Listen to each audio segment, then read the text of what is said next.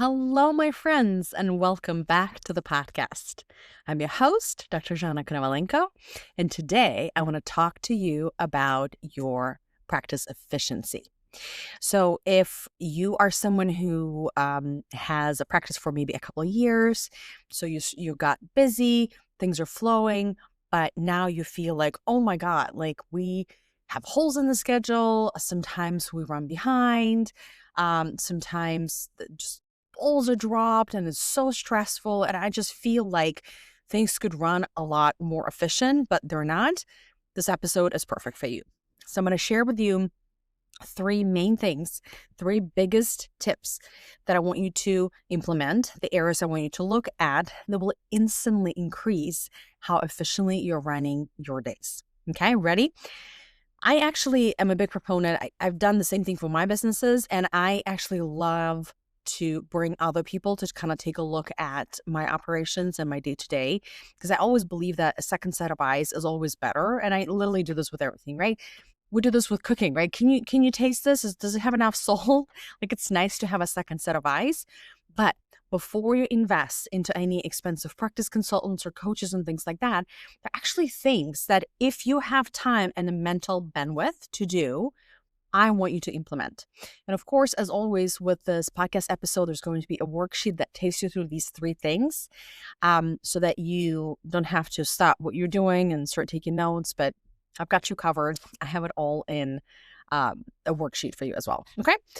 All right. So how can we make sure that your days just run smoother? And a lot of the time that actually means there's going to be adjustments to your schedule where you can possibly consolidate days and have fewer clinical days and have more and more consistent admin days. So what do you need to do in order to do that? Step number one is I want you to look at your front desk. Whoever you have right now in the front, one person, two people, no people, what is your front desk situation? And I want you to talk to them. Talk to them or talk to your office manager if you have one. And I want you to really understand, and it doesn't have to take a long time because I do these both in the boutique practice accelerator mastermind. I have calls for the team, and then for my private clients, I have calls, personally calls with our team. Like, it never takes me more than an hour to have a really good idea of what is going on in the front desk, at the front desk. Really understand all the duties that the person or people are performing. Sometimes your front desk people have a lot of duties, and so certain things will inevitably be either missed or will create inefficiencies that could be easily redirected. I'll give you a very specific example. One of my clients has two people at the front. One person is dedicated to the front desk, but she also does all of the financial things, meaning she doesn't do the contracts, but scheduling payments with dental insurances or filing claims or reaching out to patients about delinquent payments, things like that. So everything basically that happens after the patient signs the contract, and then the TC or the salesperson does that part. So this front desk person does the whole like financial flow basically to make sure the practice is getting paid. So she's doing that in addition to being at the front. And as a front desk person, her duties are to check in patients, check them out, to take new patient phone calls. And they have like a very detailed and successful script from one of the leading consultants that works great. But it takes her, when I started talking to her, it takes her 5 minutes to complete that new patient phone call. It's great, it's converting, but it's taking her 5 minutes. And I'll tell you in a minute why it's important. So she checks in patients, she checks them out, she does the new patient phone calls, she does all of the financials whenever she has time. She obviously responds to, like any existing patient phone calls, schedule this, reschedule this. Can we get a parent or school note, this and the other, obviously packages that are coming in. So those are her duties, right? And because it's kind of a lot of things for one patient, for one person, they have a second person there in the front, but that second person, as all of you are taught to do, is cross-trained.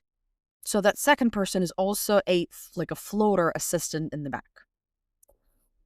And here's the problem that I saw immediately when I was interviewing that office. So when the first person is on the phone for 5 minutes with taking a new patient phone call, she can't be checking in and out existing patients. She can't be answering any other phones. She can't be doing any financials, right? She has to be focused on that task for like 5 minutes. It takes a hot second to finish that new patient phone call. Now, they thought of this, right? That's why they have that second person there. The problem is that second person is also a floater in the back. So what happens when that second person gets pulled by the doctors in the back to help them? What happens is we start accumulating patients in the waiting room. That's what happens. And then when finally one of them frees up, we have a slur of patients waiting. And now they're going to flood the back office and then they're going to run behind. That's the big area of inefficiencies that existed in that practice that I instantly saw simply by just asking what are the duties of the front desk and really understanding it. It took me like 20, 30 minutes maybe talking to an office manager to understand that. So I really want you to dive in and to understand, okay, what is my front desk doing right now? And if you're your front desk, what are you doing that you might be missing or is inefficient? And what can you do to eliminate that? The answer is not always hire more people. For this particular practice, what I actually recommended is that, hey, why don't we just outsource new patient phone calls? Because the first person can handle everything herself, except for when she's on that new patient phone call. And if she's really busy, let's say checking in and out existing patients, well, that floater can take phone calls, except for the new patient phone calls, because they're 5 minutes for that specific practice.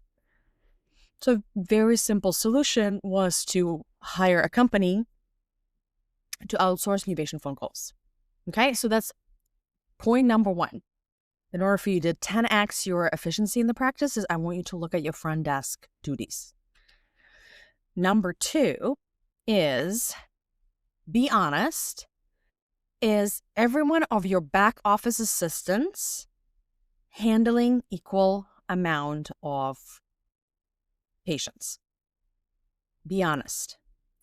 Do you have more seasoned assistants that are handling more patients? Do you have newer ones that handle fewer?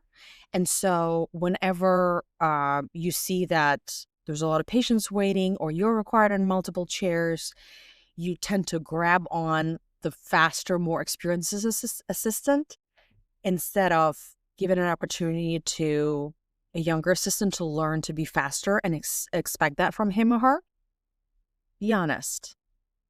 This will create a lot of inefficiencies in your practice. If you're, I'll give you an example.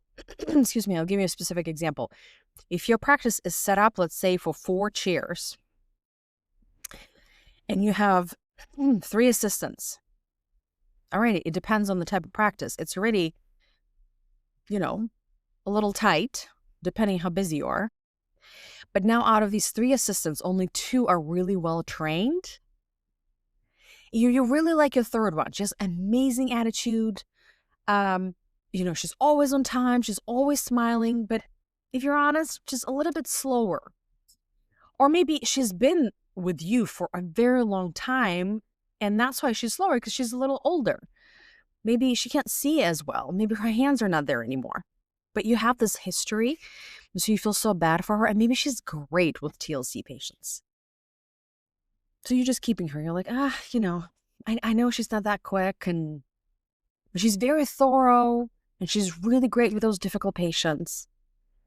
But this is creating inefficiency because each assistant doesn't have an equal amount of patients. And so you will always have to overcompensate for that one slow assistant. Not to mention that the rest of your staff is going to be pissed.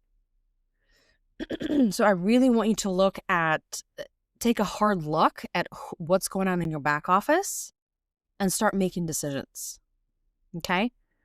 Either we change something in our scheduling, or we change her or his position, or maybe it's a new doctor. Maybe you just need to be more disciplined and not pulling your strongest assistant every time you're freaking out that your waiting room is busting by the seams.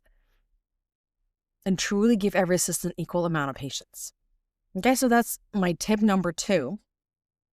To have a more efficient office flow is look at what's going on in your back office and make sure that you give equal amount of work to each of your back office assistants.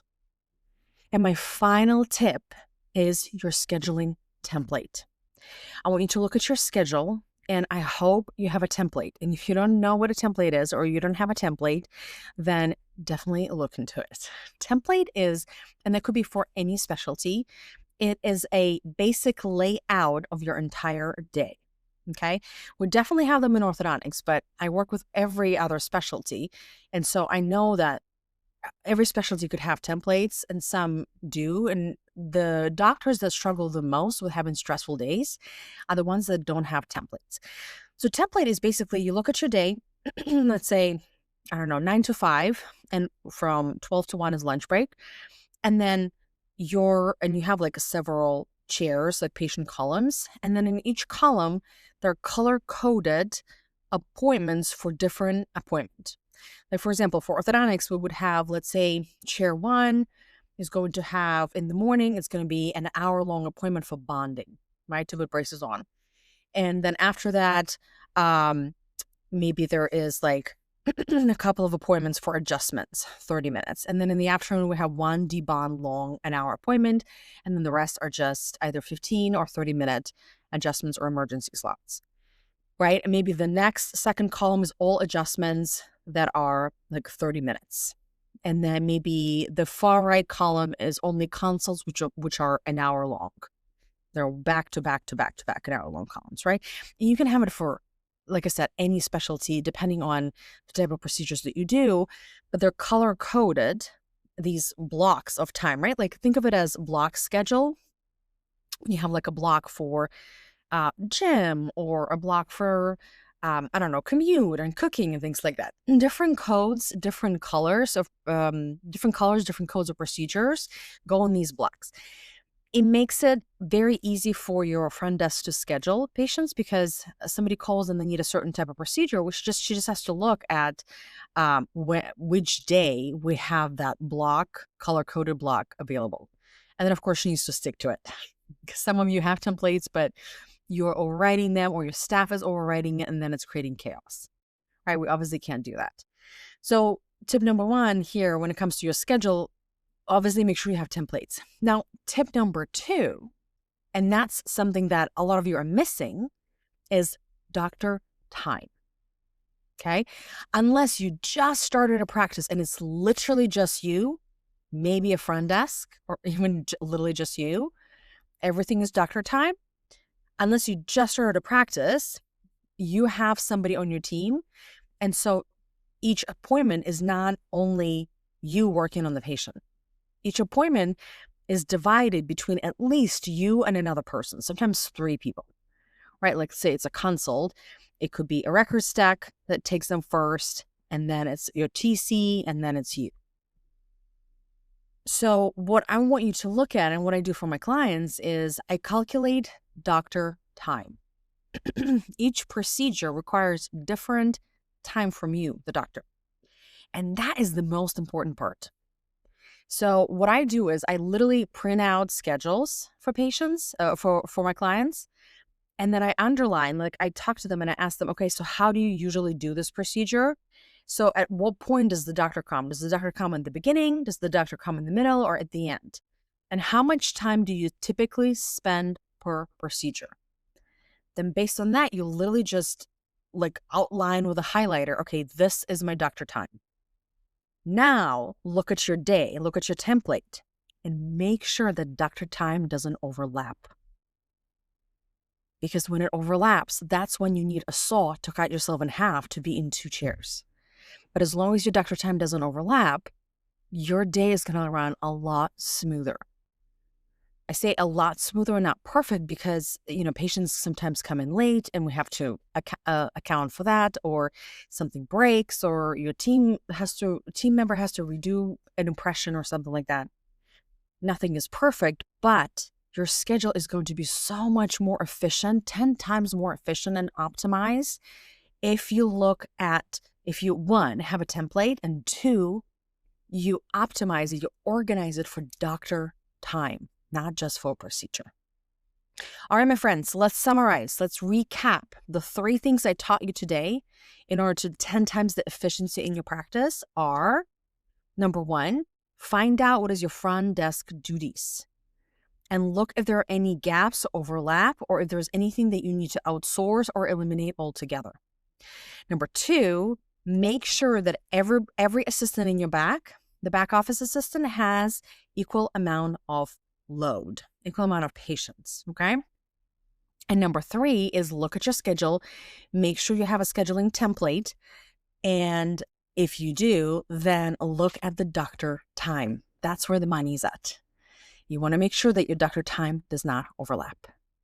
When you do these 3 things, I guarantee you that your days are going to become a lot more smooth. All right, my friends, I hope you enjoyed today's episode, and I'll catch you next time. Bye.